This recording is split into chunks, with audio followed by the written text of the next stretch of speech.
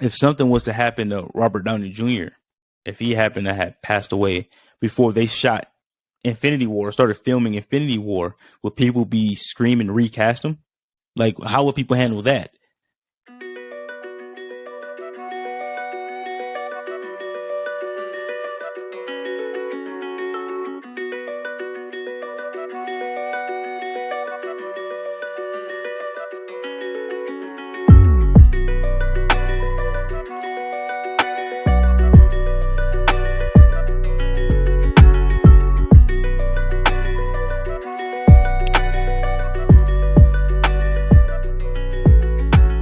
Talk to me about some Marvel stuff, specifically Oh yeah, Wakanda Forever.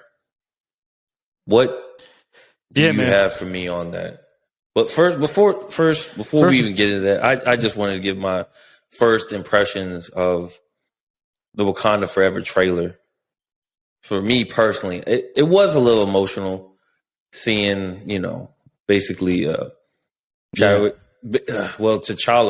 Yeah, that mural of T'Challa in the trailer, and then basically what's going to be happening and what's to come in Wakanda Forever, and what that means for the mantle of Black Panther. But yeah, it was super emotional, especially opening up with the song from Bob Marley, and then going into a really nice transition into Kendrick Lamar's "We Gonna Be All Right." So I mean. It's a dope trailer. Yeah. You really get to see all different things about Wakanda, and then spoiler alert, you get to see Namor, and then the Atlanteans and all that stuff. So let's hear how you feel about it. The trailer overall was it did its job. It keeps us. It introduces us to what's going on. It does just enough to where we really don't know what's going on. We can't tell really. I really appreciate the Namor stuff. Obviously the Chadwick stuff was he's cherished in everyone's heart. He is Black Panther. And at the end of the trailer, the most interesting part for me is at the end.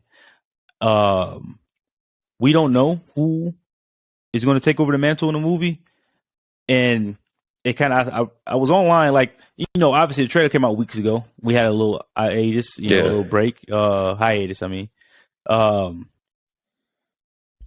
I was reading comments online and watching a bunch of videos of who do people think is going to take over the mantle, and there's so many options. And the trailer, it makes it look like a female, because whoever's in the suit looks a little bit more slender. It's a little more feminine. Yeah, it's a feminine frame. Yep. But it's interesting because the Marvel is known for tricking people in their trailers, right? In the Avengers Infinity War, they had Green Hulk running in Wakanda. We all know that didn't happen. They do that a lot throughout the trailers, so they could be tricking us.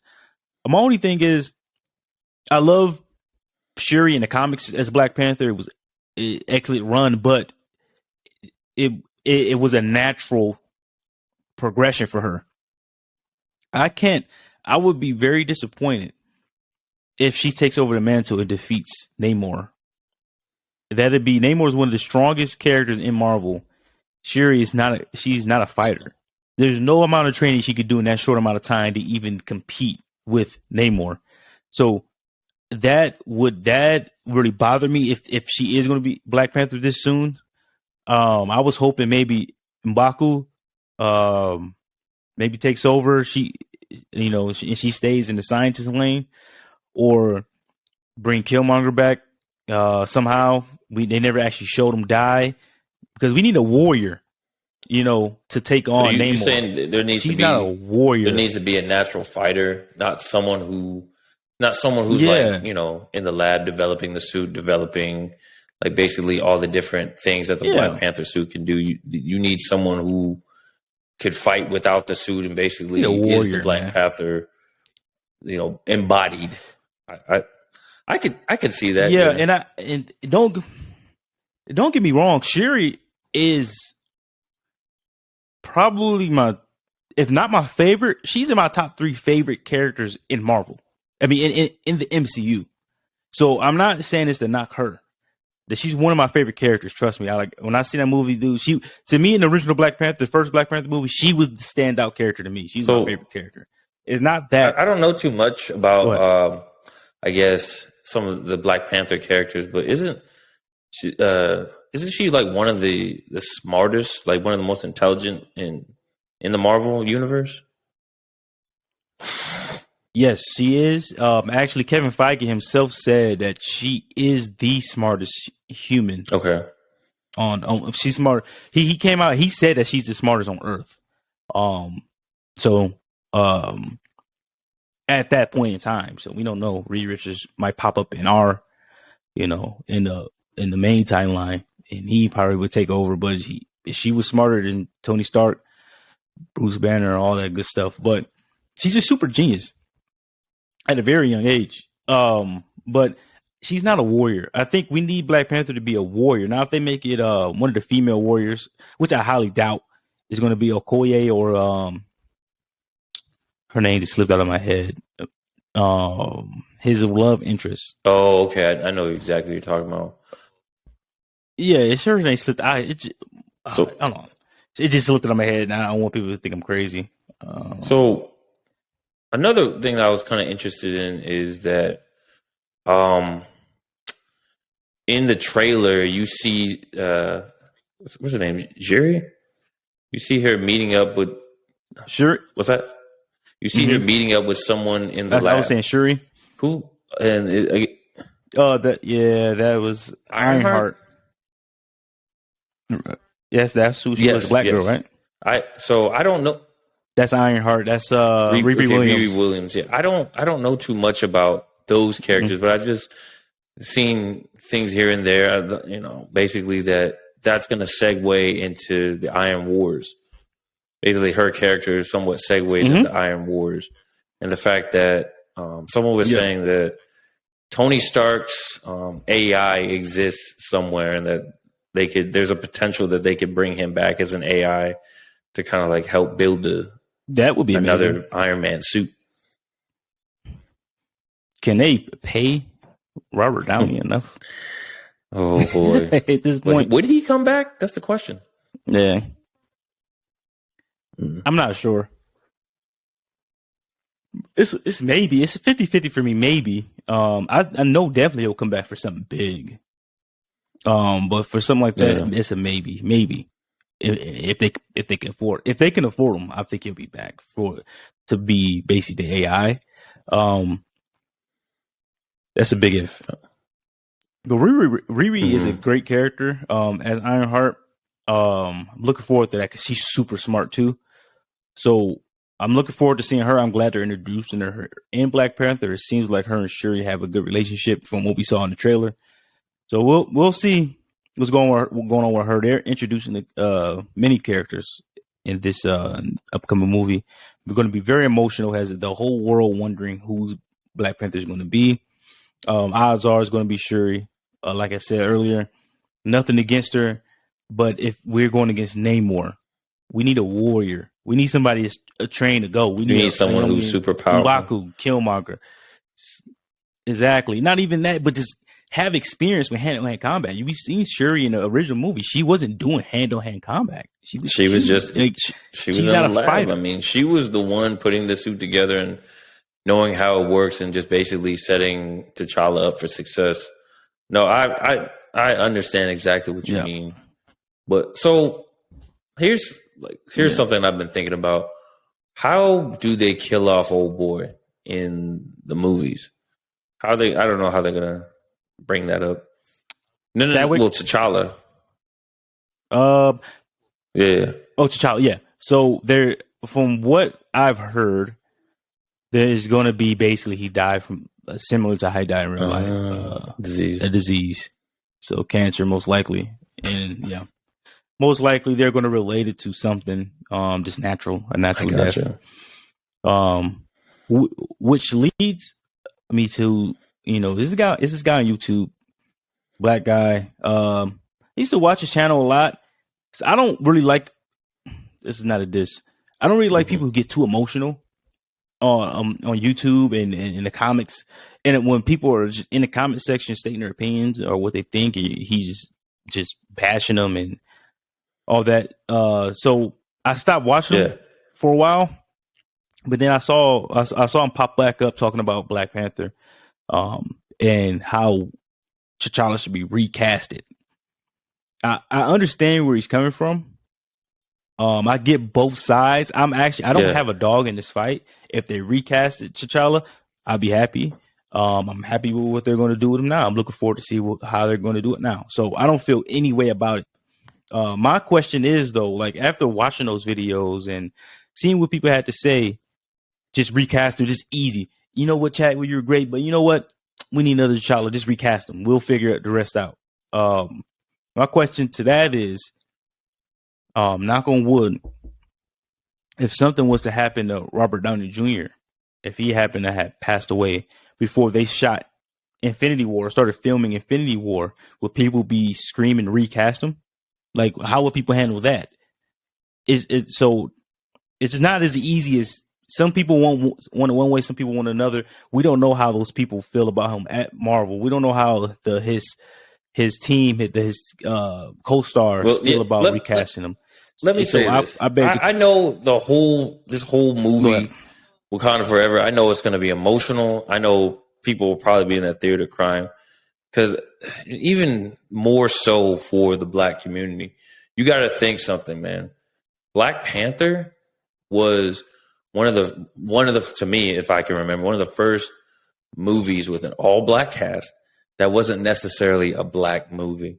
It definitely wasn't necessarily Black cinema. So that was very impactful. In that big. No, yeah. In that big. $1 billion movie, very impactful to the Black community. It's just something that stays within our hearts as, like, you know, Black people. But for me, more so when we're talking about Chadwick Boseman, to me, he wasn't just Black Panther. He was Jackie Robinson. He was James Brown. He was Thurgood Marshall. That I just don't see T'Challa. I see all the other actors that he played as. So exactly, as far as like recasting him, like you were saying, I really don't have a dog in the fight. But to me, I feel like I maybe kind of be disrespectful. I don't know. Yeah, like I get both sides. Like I was saying, you made an excellent point. I think it's more than just Black Panther and T'Challa. They may be his biggest movie, that may be his biggest role before he passed, but he's way more than that. He's a storyteller as an actor. He's a great person. Exactly, and he was just a great person. You know, they don't make too many of those. He was a genuine good guy, and even when people were making fun of the photos when he was losing weight, that really hurt me, because it's like, you don't know what somebody's going through, and people found out what he was going through. It's like now people want to change what they were trying to say. You can't take back what you said. You can't take back those words. You got to live with that. You were making fun of somebody who was dying, and he wasn't doing nothing but giving back to the world, trying his best, going through all that he went through, and still shooting these movies, giving it his all. And you people had the audacity to make fun of him. So you people got to live with that. But yeah, I don't like we both said, we don't have a dog in the fight. I just think it's interesting how easy it is for some people to say just recast him. We don't know how people on the set feel about that. Here's a question I have. We don't. It's not that easy to do. If Black Panther, the mantle of Black Panther would be casted as I don't know, Ziri or whoever, or even as another like Black female. Do you think that would be symbolic to Black women across the country as a new leader, as far as like how we looked at T'Challa, like kind of like in the Black community, especially in recent times, as far as like, hey, now young Black females have like a different symbol to look at now, as far as like a positive role model? I know it's a weird question, but I don't think it would hit us. I get what you're saying. I don't think it would hit as hard because of the situation. I think Chadwick would overshadow any of that. And I think that's the same reason why they didn't recast his character. They didn't recast T'Challa. I think that's why they chose to just give the mantle to somebody we already know in the movies. Which, like I said, I think it'll be, if it is a black woman, I think it will be impactful. I think it would mean a lot. But another thing that sucks is that was our first positive black male superhero. Yeah, that was that big. And it just taken away from us that fast. You know, the other like, black hero that was it. Kind of like superhero I think about is Blade. And he wasn't really doing much like that. We got Blade, we got right now we got Captain America, and we have Luke Cage. But Black T'Challa was the first one that is something that we could really be proud of. You know, he was a leader, he was a king. So it sucks that, you know, I'm not trying to sound crazy, but like it got taken away from us so fast that, you know, I don't think having it would be nice, you know, for black women, but I just think the death of Chadwick would just overshadow that whole thing anyway. He was. I mean, look, the movie came out in 2018, and he died 2021. 2020. See, 2020. He died right after my daughter was born, like 2 weeks after she was born. The anniversary of his death is coming up. So it's going on 2 years. It's coming up. Yeah, my daughter just turned 2 yesterday, so it's coming up. I remember exactly where I was and what I was doing. Like my family and I. So my parents had drove down to see my daughter. Yeah, she was just born. She was like 2 weeks. Oh, she was about to be 2 weeks when they got there, and we got in the car. We were going downtown to get some tacos.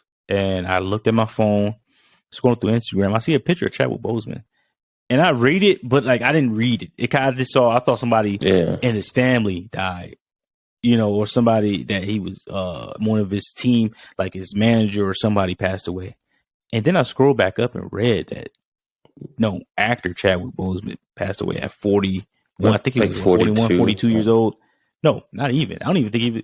Yeah, something like that. It was all that, and I was just like, my heart dropped. And I remember telling my family, I was still in Chadwick Boseman's dead. I was still in and Turkey everyone at the was time. quiet. Man. Like I remember, just laying in my bed. Yeah, and I remember, I think I was like on Instagram or something like that, and I remember seeing the headline, and I'm not gonna lie, I almost cried, man.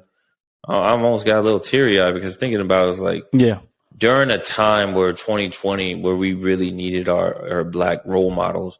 That was one of the biggest times. I'm just thinking, like, man, to lose him is so, frustrating, so, impactful. Him and Kobe. It just hurt. Yeah, we were just getting over Kobe Bryant. Yeah. It's true. Yeah. So it was literally they were 6 months apart. So we lost two black icons in the same year. We lost more people, obviously, but those are two people that everyone knows. So it's a terrible situation, man. And I think the movie's going to be great. About the whole recasting thing, we got to think about it like this. Why would they put that much pressure on a new actor or to recast him to try to fit in those shoes? Just like we said, if something happened to RDJ, people won't be screaming out, we have to recast Iron Man for Infinity War and Endgame. That's not fair for someone to try to fit their shoes. So just like we look at Robert Downey as the perfect casting, Chris Evans as the perfect casting, Chadwick was the perfect casting. It was just the perfect casting. So they fit those roles perfectly. I mean, that's my take on that. I really can't imagine. I can't imagine someone else being Steve Rogers. I can't imagine someone else being, Tony Stark. Now, as far as like the mantle of Captain America, the mantle of Iron Man, you could go either way with a different character. As far as like there's someone else in the Marvel Cinematic Universe, you could have someone else portray those mantles, but but it's not. That's what I'm saying. They're not those characters. It's just different. Yeah. exactly. It's just different, and that's the same thing I feel about. I kind of how I feel about T'Challa. So for the guy, I forgot his name. He's out there. He's been on rants, dude. It's been going on for a while about recast T'Challa. Sometimes you got to sit back and just think. Yeah. Who wants that pressure? We don't know about how the rest of his co-stars feel about that. How the staff feels about recasting. We don't know how the higher ups at Marvel feel about recasting. So sit back and think. You are preaching this, but how would you if something happened to Chris Evans and they're like recast Steve Rogers? Well, how would you feel if somebody said recast Tony Stark? There is no recasting these characters. So sometimes you got to sit back and put things in perspective. And that's just a question we're throwing out there. Should you want to recast T'Challa so bad? How would you feel if something happened? What had happened to Robert Downey Jr. And we don't want anything. Knock on wood. How would you feel if something happened to Chris Evans? Would you be out there before big movies came out, before Infinity War came out? How would you be preaching recasting? They're too impactful. You wouldn't. They're too impactful. That's my take on it. To be recasted, you can't. Yeah, I feel like if you recasted them, it would kind of like throw off the whole mood of what they're trying to go for in the movie. As far as like them trying to tell the story, them trying to be that hero that character is portraying, I don't think it would. I don't think it would feel the same. To be honest with you, it wouldn't. And who would you get to place with T'Challa? If I had to, since Michael B. Jordan was already Killmonger, I like old boy from Snowfall. Yeah, I was just thinking about him today for some reason. He's a good actor. He was a good actor. Yeah, I think he'll make a decent T'Challa. And you don't think John Boyega? I would say I was just about to say that. John Boyega. I was literally about to say that, but for me, he's a great actor. It'd be tough. I don't know if he could pull that off. Yeah, he's a great actor. For me, we had so much respect for Chadwick, and we took him so serious. He never really played roles where he was the sidekick. And I feel like, John, I never say his last name correct. He's played a lot of side characters. Now he's starting to step into that main role. And I think John Boyega, if I'm being honest, I think he could do it. That wouldn't be my first choice, though. Well, I think he could do it. That wouldn't be my first choice. You here. If we had to.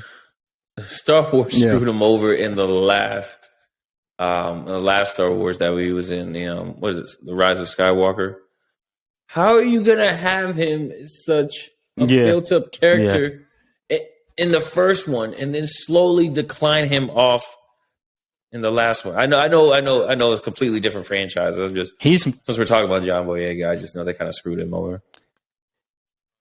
Yeah, I was hinting at that. Like we stopped taking him serious. He was kind of like comic relief in it, and the further the character went on. But he's been in some more serious roles. I think he's been choosing and picking his roles, strategically lately. Like I said, I think he could do it. I think boy Snowfall can do it. There's probably plenty of more people I'm not even thinking of that can do it, but I think Chadwick was just that dude. I think he was T'Challa. So, and like I said, I don't really have a dog in the fight. If they recast him, would I be mad? No, I would feel sorry for the actor trying to fill those shoes. I would still try to enjoy the movie. I wouldn't go into it with high expectations. I would just go into it and to enjoy the movie because Black Panther is my favorite superhero of all time. So Black Panther and Spider-Man and Batman. There's a few more, Daredevil too thrown out there. Yeah, I don't have, like I said, we don't have a dog in the fight. But sometimes you sit back and put things in perspective. You're just going on these rants. Exactly, you're going on these rants, bashing the studio for something that we don't know how these people feel. We don't know how we'll feel on set, the vibes, all this stuff, emotional. The world didn't get to really see Chadwick off. It kind of just happened subtly. So some people may need to see his funeral in a movie may be his funeral to the rest of the world. And he was trying to say people are trying to use that as promotion. Yeah, you don't know how these people feel about. He was very loved by everyone else. You got to think about it like and this the rest way, of the world. So remember, like how many years ago when The Dark Knight came out and Jake Gyllenhaal had passed away. Do you think that Heath Ledger? Sorry, Jake. No, you're thinking of wow. Heath I Ledger. really butchered that, and I know why. He's still alive. Yeah, he's still alive. He's still alive. Man. Anyway, Heath Ledger. Yeah, Heath Ledger dying. Yeah, and I just feel like that kind of like boosted people to go see The Dark Knight more. I mean, I guess it's going to be kind of like the same feeling when people are going to go see Wakanda Forever, but I don't know if they're necessarily using it to promote. But Heath Ledger is performance in it. Yeah, I don't think they are. I just think they're trying to give the world a send off for Chadwick because, like I said, it happened during COVID, and it happened so suddenly.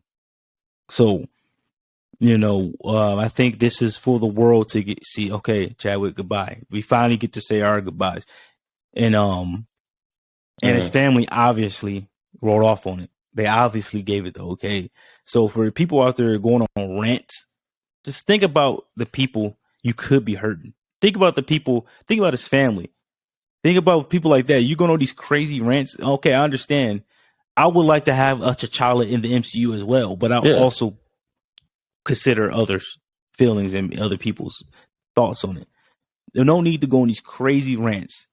If it was that serious to you, you should be running Marvel. I don't like try to shit on people for trying to do their jobs to the best of their ability. They can't satisfy. I understand what you're saying. I mean, people should just watch what they say, especially when we're dealing with the reality of someone's death versus like, hey, this is what I want for the movie. This is how I feel that they should move, and not really being, empathetic to the fact that someone died, and that person is gone forever, and then you're just thinking about your movie preferences and who you want recasted. I mean, that's really not fair. Yeah, that's not fair to your listeners. It's not fair to the families. It's not fair to the people who were close to him.